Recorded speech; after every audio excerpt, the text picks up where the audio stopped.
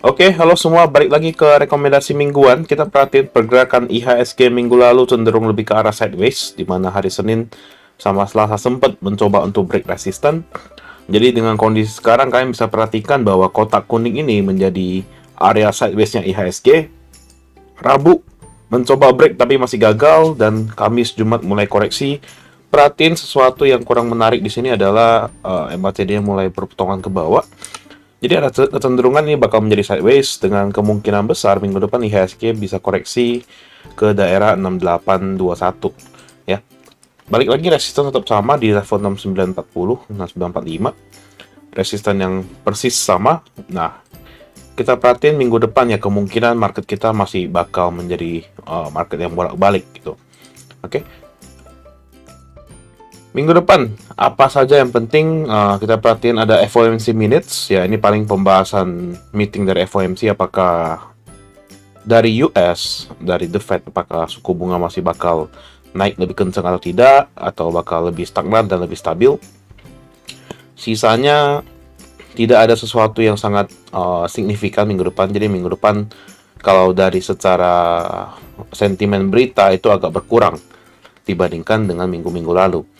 Ya, jadi kemungkinan minggu depan marketnya lebih agak santai dibandingkan minggu-minggu lalu. Harga komoditas cenderung terkoreksi, jadi kita perhatiin harga komoditas rata-rata koreksi. Copper, oil juga koreksi 2,5%, nikel juga koreksi. Nah, nikel ini mungkin masih bakal koreksi lagi. Kalau dengan harga sekarang, target penurunan gua nikel tuh ada di level sekitar, coba kita lihat ya.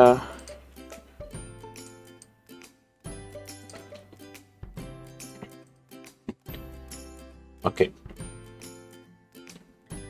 Kemungkinan besar nikel kalau kita perhatiin ya mungkin masih bisa ngetes ke level 24.600. Dan kalau bisa turun lagi ya ada kemungkinan bisa chance sampai ke level 21.000. Jadi untuk perusahaan nikel, saham-saham yang berbasis nikel kemungkinan besar masih bakal kita skip terlebih dahulu. Oke.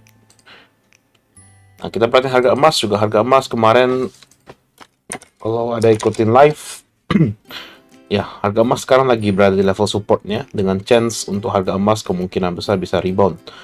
Ya, cuman perhatiin jangan sampai emas di bawah 1832, karena kalau di bawah 1832 ya ada kemungkinan harga emas masih bisa terkoreksi menuju ke level 1700 lebih.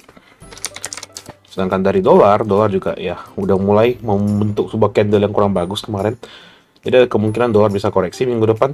Nah, kalau misalnya dolar bisa koreksi, ada kemungkinan emas bisa naik, plus dari market kita juga bisa bagus.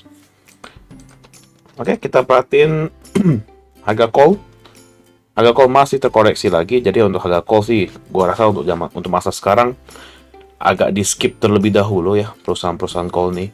Jadi ambil saja yang mungkin lebih relevan kepada perusahaan call yang supply-nya lebih ke dalam negeri dibandingkan di ekspor. Karena harga ekspornya juga masih kurang bagus untuk sekarang. Oke. Kita perhatiin minggu lalu ada 5 rekomendasi. Yang pertama ada ASA. Ya. Oke, ASA berhasil mendapat konsuan di sini. Hari Senin dia kasih entry, Selasa juga masih dapat entry. Rabu, Kamis, dan hari Kamis ini kemarin kenceng sampai ke resisten. Ya, ini pasti resistennya. Resisten ASA di sini 1000 ya. Hari Jumat koreksi. Nah, apakah masih menarik? Ya, untuk secara short term, trennya masih bagus. Karena dari low membentuk high, higher low, higher high. Nah, perhatiin untuk short term bisa jaga di level segini, 950. Dan untuk swing bisa jaga di level 845 untuk masa sekarang. Cuma untuk kalau kita ikutin mingguan, ya otomatis ASA sudah terkena di TP2. Jadi kita bisa consider untuk TP terlebih dahulu. Yang kedua ada AGI. Ya, AGI kita entry 2040 sampai 2160. Di mana harga AGI Senin koreksi, Selasa, Rabu, Kamis juga kita bisa dapat di low. Cuma TL 2030, sedangkan closingnya di level 2040. Jadi ya untuk secara CL kita belum kena karena CL kita patokan adalah harga closing. Jumat rebound menuju balik ke level entry 2150. Dia untuk sekarang statusnya masih boleh di hold. Jika ada yang mau switch barang ikutin rutin mingguan silakan. Yang ketiga ada BNBR ya.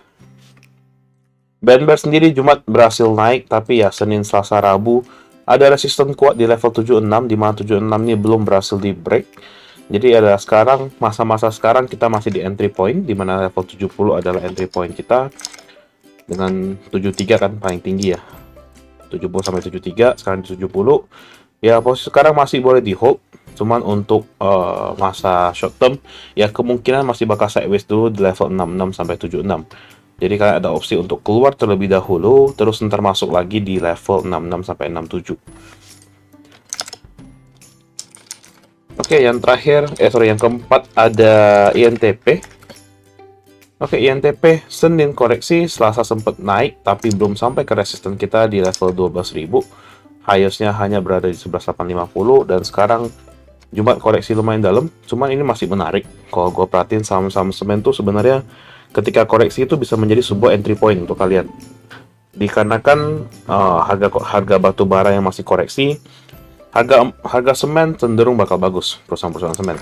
Ya, dengan last price sekarang di 11.000, CL kita belum kena, masih bisa entry atau masih bisa di hold terlebih dahulu. Oke, jadi untuk entry menurut gua masih menarik dengan batas yang penting MA20 jangan di break dulu untuk sementara. Yang terakhir ada WIRG.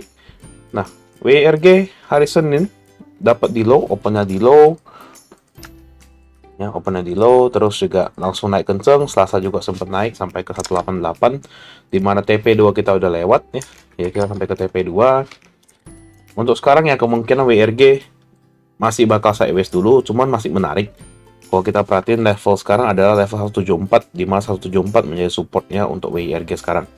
Resisten di 182 untuk short term. Untuk agak long term, WIRG mempunyai resisten di 197 dan support kuatnya ada di level 160. Jadi cenderung ini menjadi area sideways-nya ya untuk WIRG. Cuma untuk short term 174 adalah entry point, jadi kita bisa untuk spekulasi entry untuk short term trading di level segini. Dengan syarat jangan sampai close di bawah 174, kita set CL di 172 bagi yang masih mau punya barang. Oke. So overall kalau kita hitung-hitung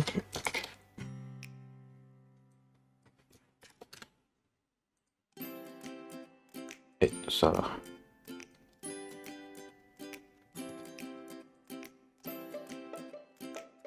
Ya, total begini.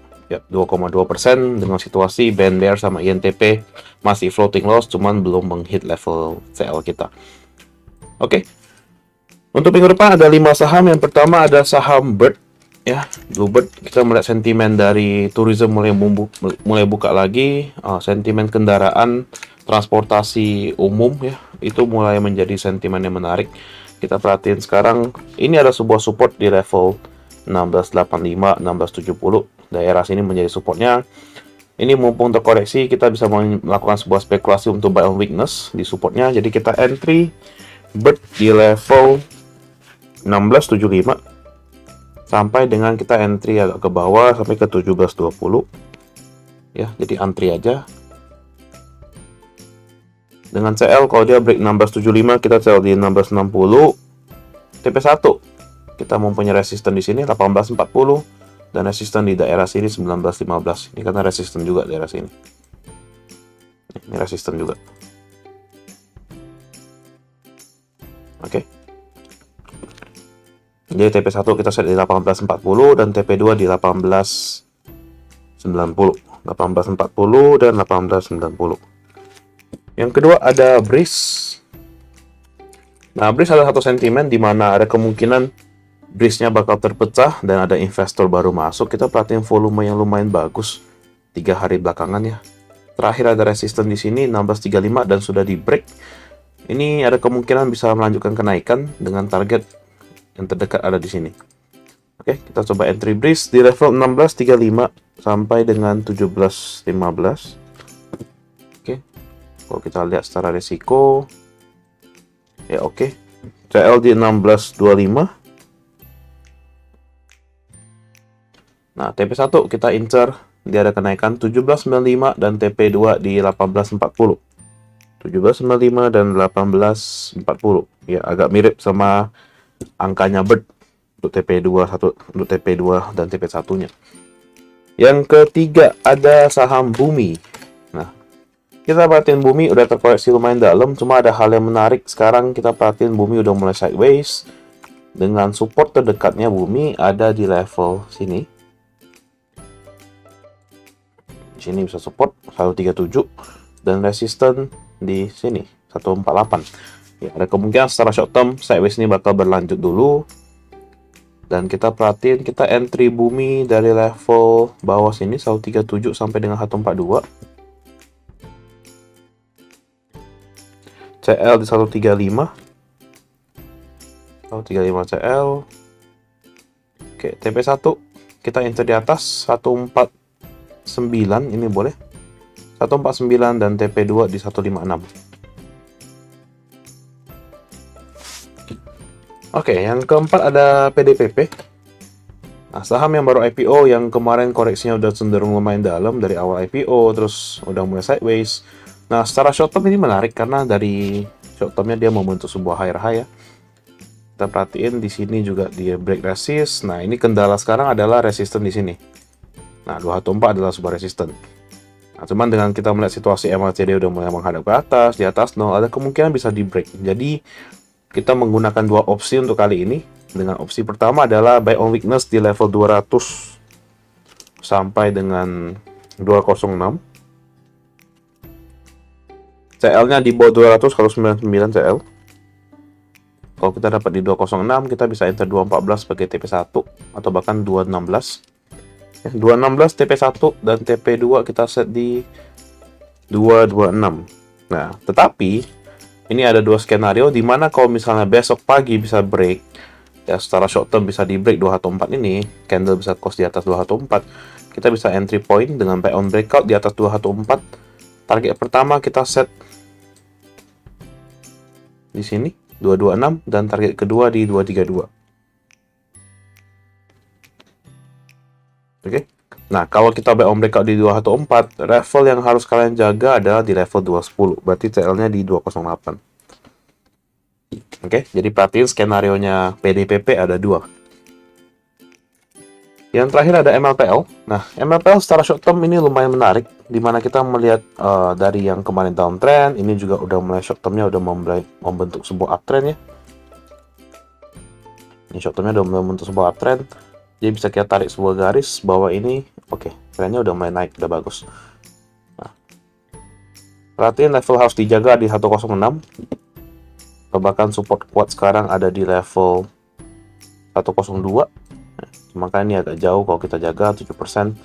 Jadi ya kita jaga dulu di 106. Entry 106 sampai dengan 110. CL 105.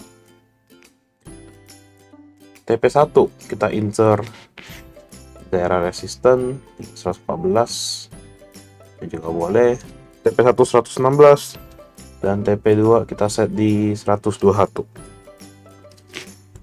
Oke, itu aja 5 saham untuk pilihan minggu depan. Semoga bisa memberikan cuan.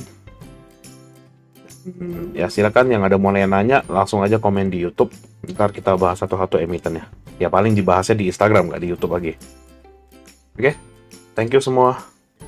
Semoga cuan.